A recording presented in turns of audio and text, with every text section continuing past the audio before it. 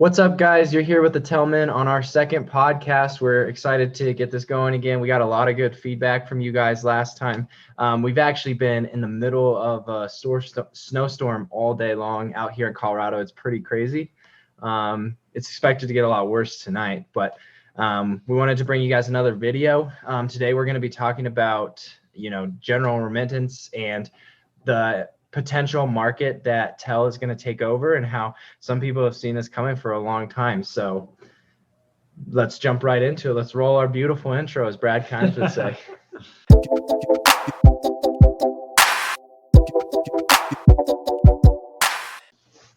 All right, so looking at our charts today, we are looking at a price of 8/10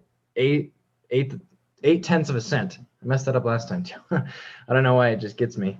But last night we were just going to look over some charts because a lot has happened in the last 2 days since we haven't done anything. I think we made our video at like right here.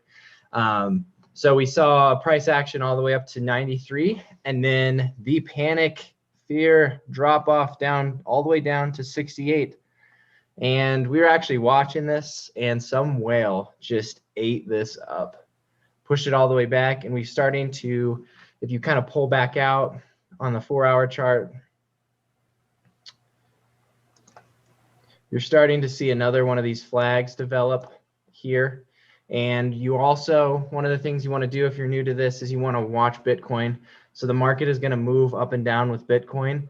And since Bitcoin, we're looking for Bitcoin to go around 70 to 80K. During this next leg up, and then for it to settle down and then this to skyrocket. It might skyrocket earlier. We'll keep you posted on that. If it does, awesome. So yeah, that's sort of what happened. How did you deal with this drop off? Honestly, I knew it was going to recover. And so when I saw it recovering at, what was it, 77/10 of a cent. Well, I can't see it either. It's so funny. I was like, this is fantastic. We're going to have a higher floor. And who knows what the ceiling is going to be. But I thought it was a really, really good bounce back, which is awesome. Yeah, it's one of those things that's funny because I love watching Twitter when people panic and it starts to drop. And then you have people that are like, I'm just buying up the bags. I'm buying up this. The Telman will tell it how it is. We're not buying or selling. We're just riding this wave right now. And I think it's good to know. I think why a lot of people sell out and they have so much fear is they don't understand the cycle. We are in crypto season. And so this sucker is going to drop. It's going to increase. And once that parabolic action happens, we're staying tight. There's no need to be fearful with it. My uncle told me one time, if you could invest in any product, invest in a product that calms people's nerves. And so one of the things that I've done in the past is when I first got into this sort of thing and I saw price drop, I'm looking at different traders, looking at charts, trying to get like affirmation. You follow 360 Trader. That's what we do. Good calm down. It's a good calm down to start when you're kind of new to this. We're not worried. We're watching Bitcoin right now. If it goes parabola, that's a good sign that the market's probably gonna pop. But we'll keep you posted on that. But yeah, it's pretty cool stuff. So we're riding high. It looks like this is our new floor right about here. And then we're gonna be bouncing up and around between 0.9 and 0.7. Hopefully, it looks like maybe if it continues to tighten up, we might have another leg up. So it really depends how quickly it reacts to Bitcoin or correct, yeah, big dogs. And again, nobody really knows. It's kind of a stupid thing to make price projections, but we're gonna go with it. So this is what we were just talking about, is like riding this. We think Patty Stash has a pretty good strategy here. Is he's riding it up, take a chunk off, wait for it to drop, buy in on dips in the bear market. So when it drops, buy in. So that's just a strategy. It's one that'll pretty much work. And we want to show you why we know, we believe Telcoin, 10 years from now, $100 is not even off the table. Let's calm people's nerves, because this research or the stuff that Telcoin is putting out about what they're doing in Q2 Q3 is pretty remarkable. And we're going to show you why it is remarkable and why it's going to increase the price. And so the first thing is we found this article from 2015, and people actually realized this in 2015 is like the global remittance industry is massive. I think it's like 583 billion. Is that? Yeah. 583 billion. And it hasn't adjusted. Yep. And this is from 2015, so July 21st. And here you have somebody saying, these digital first startups are taking advantage. I wonder who that could be, guys. Leave a comment below who you think it is. So here you can see that the market's 583 billion. And so one of the things we wanted to talk about today, and we wanted to put most of the focus on, is India receiving 12% of global remittance volume. So where this is coming from is Indians working abroad outside of India, sending money back to their families in India. So 12%, 58 or 583 billion, you do the math. And one of these corridors, one of these markets that Tel is going after is actually Linkajah. And on that pretty little graph that we showed in our last video, I think they have 7 million more in 2018, 7 million more users. They're larger than Gcash. Yeah, sure. They're bigger than Gcash for sure. And which is cool. And we're excited about that. So we want to pay attention to this. Like, this is a long haul thing. So right now, Western Union and MoneyGrab have about half as much as the market as financial institutions. And so MoneyGram, I don't know if you watch them, but they just got rid of their partnership with Ripple, which is kind of interesting. So this might be something that Telcoin goes after in the future, now that Ripple's out of the way, but who knows what's going to happen with that. But yeah, so this is one of their partners that they're looking to send their remittance to. So we wanted to talk a little bit about what Remittance is and why the market's so big. I explained it a little bit, but I'm going to let John jump in here. And yeah, I think the best way to describe remittance is probably just use a real life example. Yeah. So like here in America, you have somebody from India or Asia, somebody across the world who comes here to America and is, let's say, a doctor. A foreigner of sorts. And they have a job, but their family is back in India, we'll say. And so they make money here and they need to send that money back to India. And Telcoin provides a seamless way of doing that. What's crazy about that is I never really thought about that as like an actual service. Well, as a need and as a problem. And then when I was researching Tel, so right now, like what Tel's offering is to pay 2.5% remittance fees, I think is what it is. Yeah. And right now, people are paying like 10 to 15%, depending on what they're using and depending on where they're located. So like 8%, that's your whole federal interest rate.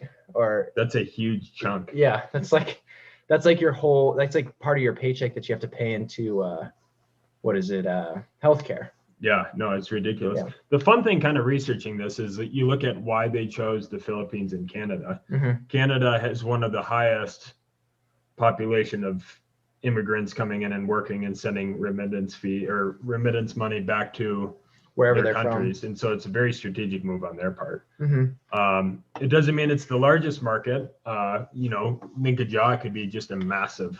Yeah, well, India is is easily the biggest market. Something to be aware of if you're wanting to look more into this. India is cracking down, or they have cracked down in the past on Bitcoin and Ethereum if they're not fans of it. But we wanted to show you guys crypto boosts India remittance market, says Telcoin. So this article that they put out here, so they're estimating the remittance market in India to be about $78 billion. So you just do the price of Telcoin if they're able to tap into that market and claim 80% of it, which would just be insane, out of control. And this article is from last year, but Linkajah has still not announced their partnership. And so that was the same with Gcash. We saw Telcoin posting updates and how they partnered with Gcash a month ago, and then they didn't announce it, or Gcash didn't announce it until a month later. Yeah, and the reason why it hasn't been announced yet is because this door isn't open yet.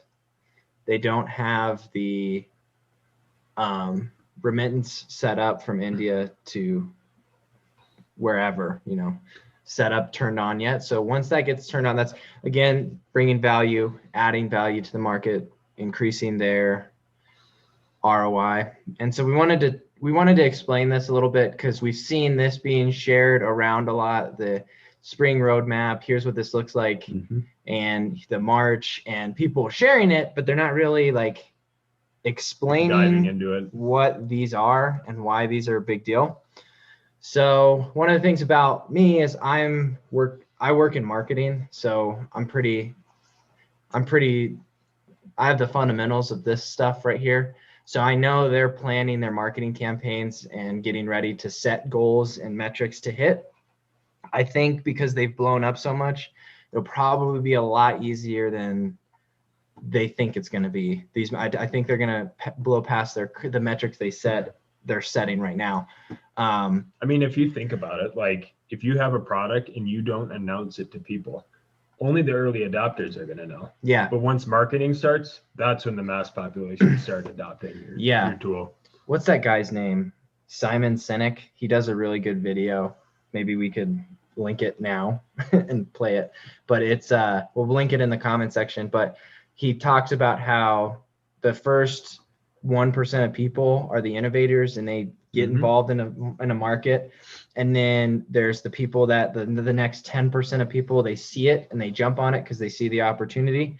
And then you have the 64% of people that follow the whatever trend it is. So that's what we're looking at. So we wanted to explain the fiat and on-ramp and off-ramp real quick. So I'm just going to jump over here. And we found this article to basically, it pretty much sums it up. Again, if you want to go to this article and check it out. But pretty much what this is on-ramp and off-ramps are important for bringing in new users. So, and like different options for converting. So like, let's say you buy into Tel, and then you want to sell Tel out of, like, I don't know if you guys have bought in any other coins. I think SNTVT is another one that we have. But you can't actually sell into Tether. And so what they're saying here is you're going to be able to buy into Tel with a different currency, from a different currency, and then another off ramp. So same thing, selling out of Tel into something else. But this is where I think the money's going to come in. I think this will start 1st of April. That's usually the start of the second quarter. And you'll see that here. They say launch of the marketing campaigns.